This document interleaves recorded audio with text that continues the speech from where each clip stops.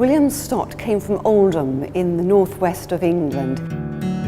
As a young man, he had aspirations to become a painter. So initially he studied locally at Oldham School of Art, but because he had ambitions beyond that area, he decided to bypass London and actually to go and study in Paris. In Paris, Stott met other young artists. In the summer season, a lot of these artists decided to leave Paris to go to rural communities to paint subjects. Many of them were painted out of doors. The little village of Grez-sur-Loing had been discovered by a contingent of American students in Paris. And Grez was a very attractive place because it was a small village. It was dominated by the 12th century bridge which straddled the River Loire. It had a ruined castle and a medieval church. And of course the river was full of water lilies along its steep banks. So it was a very attractive place for artists to come, set up their easels and work alongside each other. At Grez, Stott mingled with a large international community. So there would be painters from America, such as Lowell Burge Harrison. He was also aware of John Singer Sargent, who painted at Grez. One important influence was the Irish painter Frank O'Meara, who painted subjects in a similar manner to Stott, often involving young women on the riverbank, often leaning against a fence or gazing into the sunset.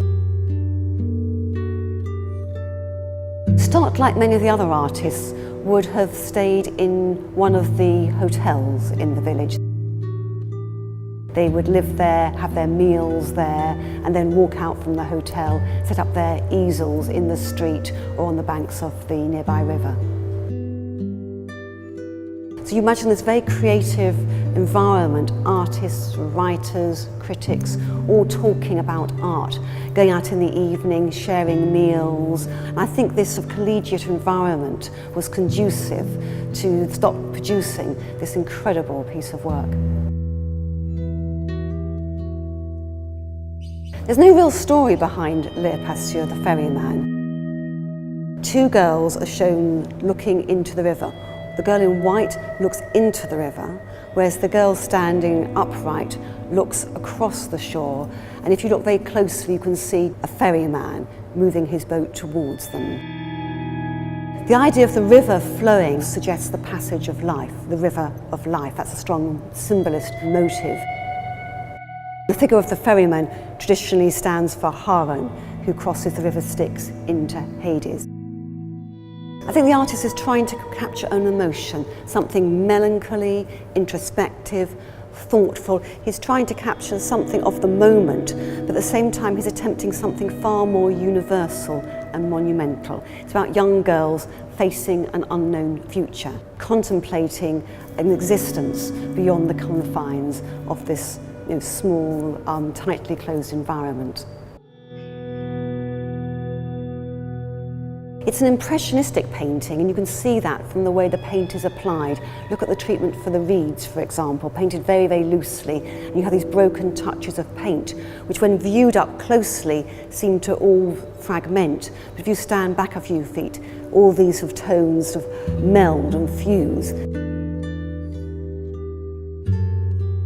It seems very spontaneous and quick and deft, but obviously it's the result of slow looking and very sort of careful calculation about the balance of each element in the composition. Les Passeurs, or the Ferryman, is a remarkable painting in that it's the sort of standout work in Stott's short career. It's a painting which invites you to enter into its tranquil, melancholy, thoughtful environment. I think it's important this painting remains in the United Kingdom because it introduces another artist who was involved with the development of modern art. It's probably one of the earliest examples of what we'd call the sort of British impressionist style. So it introduces our audiences to an unknown but very important artist in the development of British modernism.